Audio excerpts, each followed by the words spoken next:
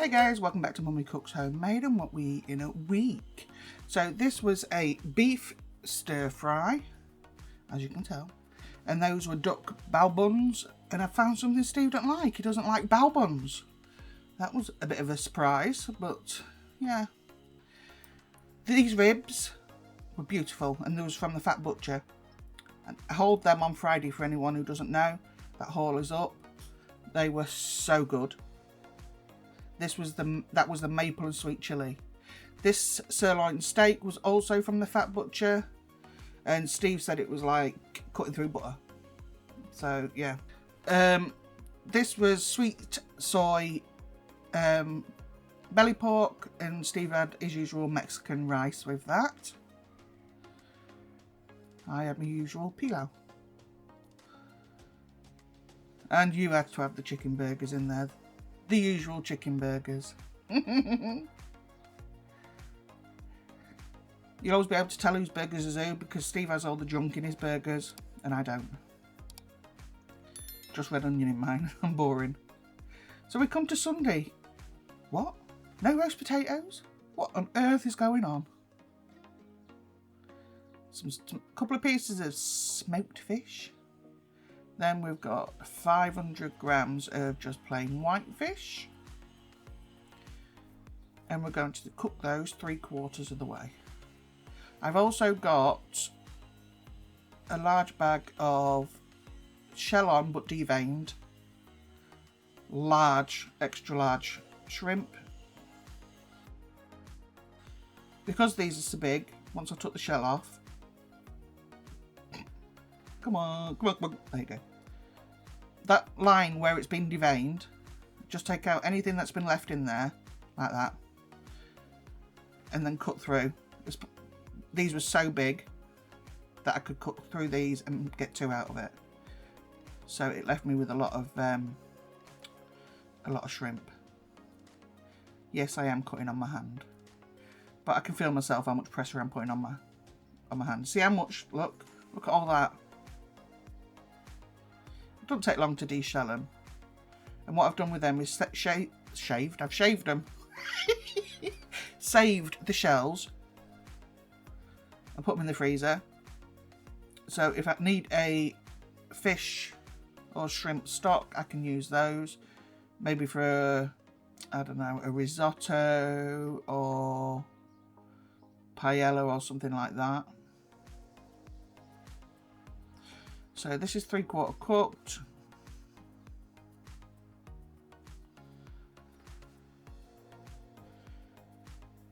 So I've cooked the fish. All I'm doing is putting the shrimp in afterwards. And I keep all of this milk to make the cream sauce for the fish pie. Because that's where your flavour is from, the smoked fish, etc. I mean, you'll see. Look how big they are even after they've been cut. They're the size of regular king prawns. That's why I cut them. They was only in there a couple of minutes, if that. So I've got all that. They're fully cooked through now. The heat that was in on that plate just finished them off cooking. So don't overcook them in the pan. So I just shoved it all in. This fed 6 of us.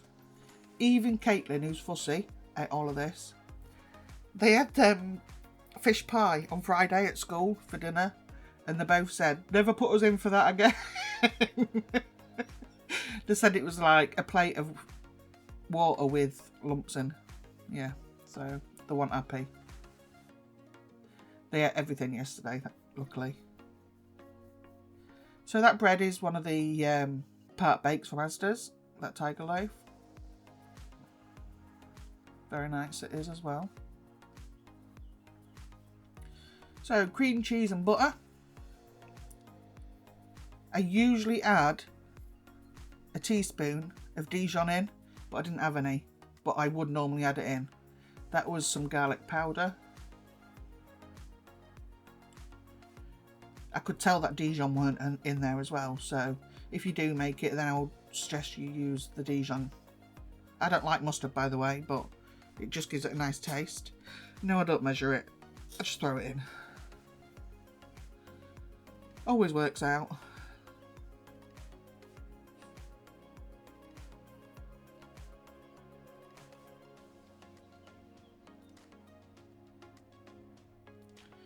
Make sure you cook that flour out for a couple of minutes.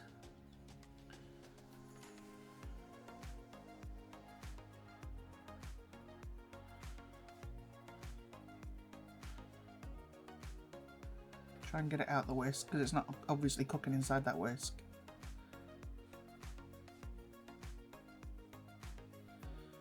Alright, that's the liquid that I cooked all the fish in. So it's got that smoky taste as well from the smoked fish.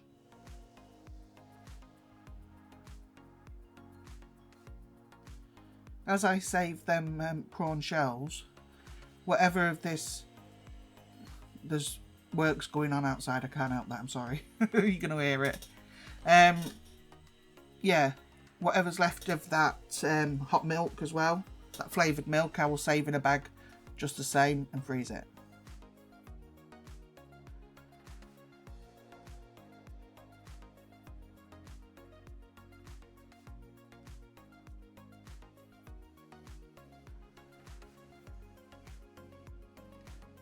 Just keep stirring, all the lumps will come out. If you add flour to fat, like butter, you don't get lumps. Loads of parsley.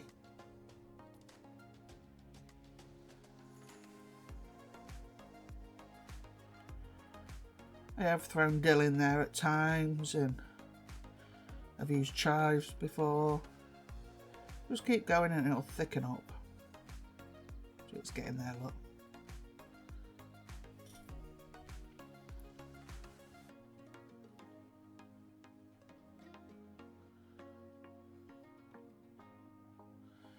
So Steve's cut out me adding the cheese into that. I put in 200 grams of shredded cheddar cheese into that and melted it down. I don't know why Steve's cut that out. So yeah, 200 grams of cheese went into that. So I want enough sauce to just nicely coat all of that fish. You don't want it to dry out when it goes into the oven. You see it draining down now, look, to the bottom.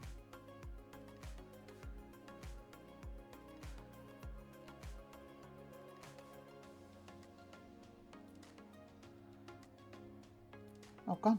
I don't know where I've gone. There I am.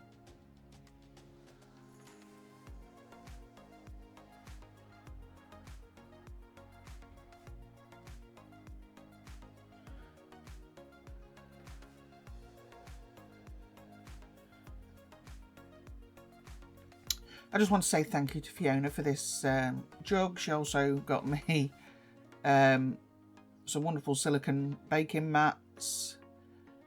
You know, every time I think of the blooming name, a paella pan, and a book as a cookie book for the kids. So she got that for my birthday, bless her. Thank you so much, Fiona. That's Fiona. Most of you know her. That's Fiona in her kitchen. And Craigie as well. He sent me a book, and he knows me too well. He sent me a kilo of M&Ms. So thank you as well, Craig, for that. I really do appreciate that. Thank you.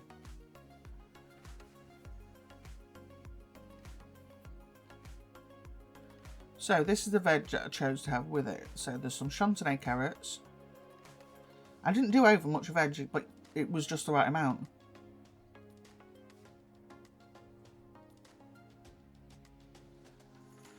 Then I did some beans with it.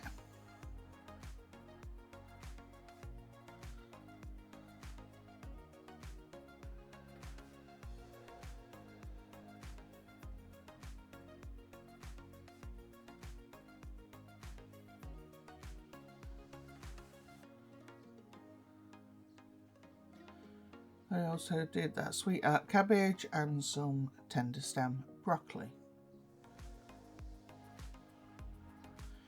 And everything went. So it was a good day, no wastage.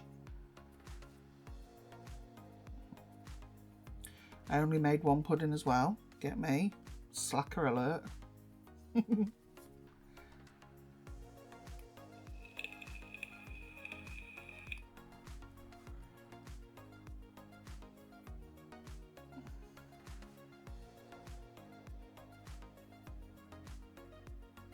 I do like to pull the dry end off these. They do get really dry at the end and it's not very nice. So I do like to take that off. So I decided, you notice I'm not going to cut these all in the same size, and I do that on purpose. It's not my mad chopping skills. Anyway, I can't remember what I was going to say now. Oh yeah, rhubarb crumble today. So these were on offer, 400 grams a bag. I got 2 bags. 400 grams a bag. And there was £1, I think, at Asda. So I do cut them in different sizes so that some do stew down inevitably, but the other ones stay intact with a bit of texture.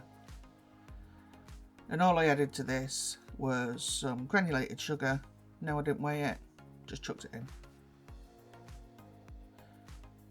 I'd say that was about a 1/4 cup. And some ginger.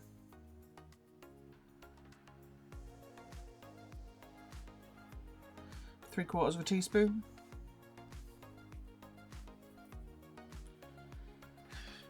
And then put that on the hob.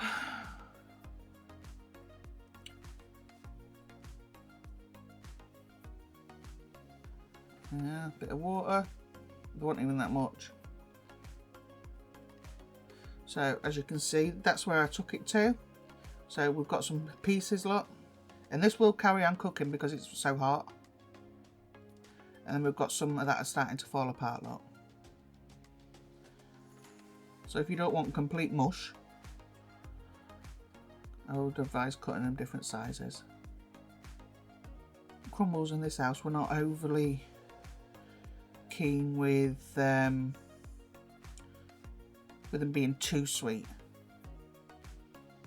I like a bit of tartness, whether it's apple or rhubarb, whatever.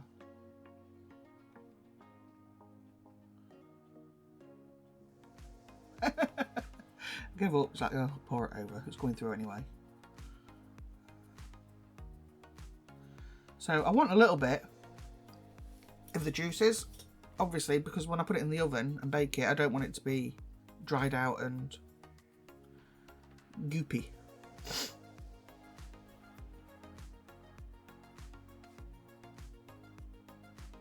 Just checking them to make sure they were alright. Got a bit of texture.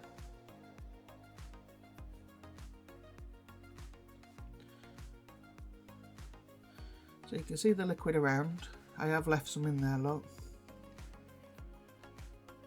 I did pour a little bit back in. I'm just showing you that the fork does go through those. See, I'm just going to add a touch liquid back in, look. But what you didn't want is to put all of that liquid in. Because the time this was cooked and the topping had soaked up some of that liquid, it wasn't dry then. So here we are with the fish pie, vegetables. It was very nice, everybody ate it. There's me steaming up the lens as usual.